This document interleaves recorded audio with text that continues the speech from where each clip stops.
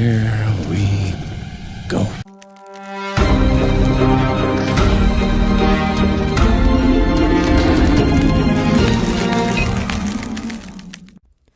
Hey, what's up, everybody? Jazzbro Gonzo here. Another What's Next. Happy Monday to you. Now, normally I would do a weekend wrap-up. I did get, of course, my thoughts on the whole Kyle Rittenhouse saga, which came to an end on Friday with his acquittal. And, of course, justice was served. But, of course, that wasn't all that was finished with, because the left were not done. The left blue checkers lost their damn minds on Friday, into Saturday, into Sunday, and of course now we're here on Monday. So we're gonna have fun with some of these knuckleheads. Let's take a look. This comes out of Breitbart. Democrats outraged after Kyle Rittenhouse declared innocent.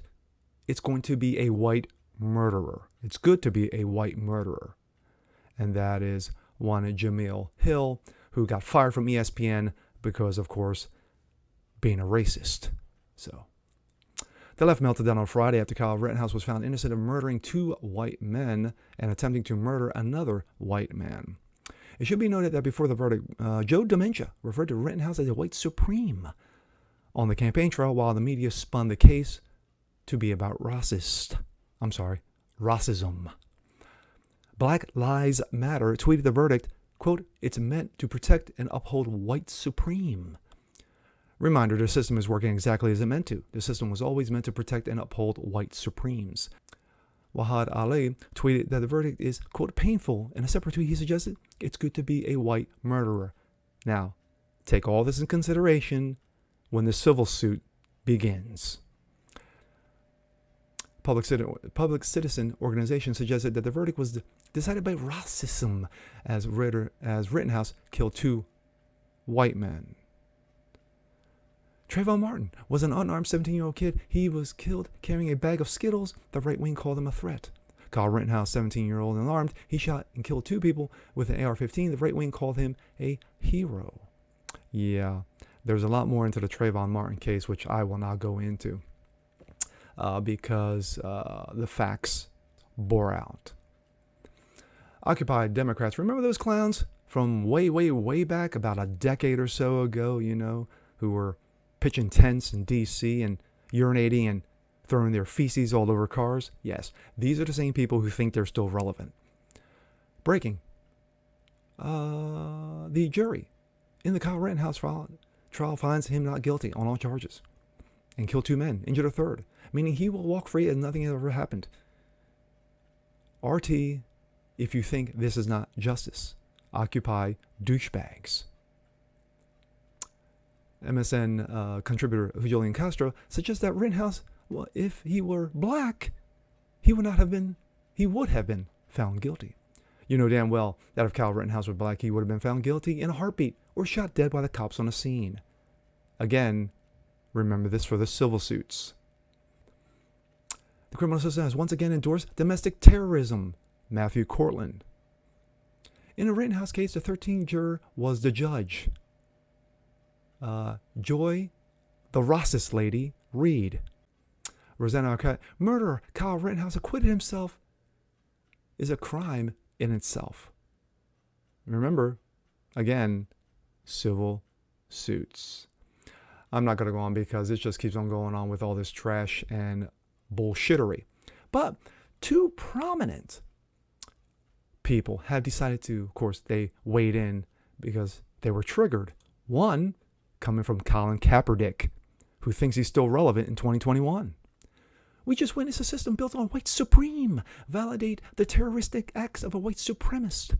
The only further validates the need to abolish our current system. White supreme cannot be reformed. And of course, Bubba, I lied Wallace. Ha! Let the boy be black and it would have been life. Hell, he would have had his life taken before this bullshit trial. Sad. One person decided to Twitter back. The system is broken. 12 people selected at random got to see all the facts for themselves and decided, seems fair to me. Warriors, Steve Kerr on Rittenhouse verdict, us on a dangerous path. This also comes out of Breitbart. The same NBA social justice warriors who have been silent on China's human rights abuses and a missing Chinese tennis star. Breaking news, she was found. Gee, how convenient. Ahead of the Beijing Olympics, have suddenly found the moral courage to speak out against Kyle Rittenhouse. Rittenhouse, an 18-year-old charged with murder, attempted murder, and reckless endangerment, was found not guilty on all charges. To Kerr, the head coach of the Golden State Warriors and outspoken human rights advocate on all issues except those involving China, called the verdict really scary and concerning. We're all seemingly all right with a teenager's right to take an AR-15 to an area where there's civil unrest. That's really scary and concerning, Kerr told reporters on Friday, according to Reuters. Kerr continued, saying that the verdict poses a great threat forward if we continue to go down this path of open carry in states determining that people, even underage, can have weapons of war. Clown. This is America, and we're treading down a dangerous path. Kerr had no comment, nor was he asked about the, quote, path the country was on, as rioters, many of them armed, lit Kenosha on fire for hours and days following the police-involved shooting of Jacob Blake last August. Yes, the guy who carried a knife, domestic abuse, he was told to put it down, he got shot, and guess what? Still alive. Although there was nothing peaceful about the riots in Kenosha last summer, you know, all those wonderful peaceful protesters, yes, lighting things on fire, shooting cops, throwing rocks at cops, burning things, upending residents, and looting and rioting stores. But they were all peaceful. The NBA Social Justice Coalition released a statement defending the right to, quote, peaceful protest and condemned vigilantism. My thoughts. You saw the meltdown. And there's more. I mean, there's plenty more. From Keith Olbermann to more knuckleheads on CNN, MSLSD. It's so abundant. I mean, I could easily do a half-hour video on all the blue checkers losing their minds. But this was just a taste. At the end of the day, Rittenhouse was an innocent man brought up on bullshit charges and found not guilty on all charges. That's it. Now we move on. But of course, the left is not like that. The left is like, no. We can't move on because we're triggered. Because we have to keep doing that.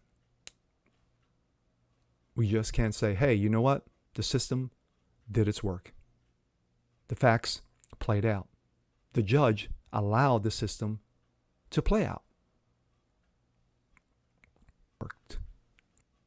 Now everybody wants to pull up Jacob Blake. Jacob Blake. Yes, that innocent victim, Jacob Blake. You know, the guy who's still alive, who, again, pulled out a knife on his girlfriend or wife. The popo was called. He took off. They confronted him. He was told to put down the knife. He didn't. He got shot. And yet, he's still alive. But according to ESPN Woke and according to the knuckleheads in the legacy media on the left, the man is dead. And Kyle Rittenhouse shot 3 black guys. That is how the left thinks. It's opposite day. And they live in it every single day. And with that being said, I'm Jazz Broganzo. This is What's Next. Want to see more just like this? Please leave a comment below. Like it, share it, subscribe to it. And we'll see you guys next time. Peace.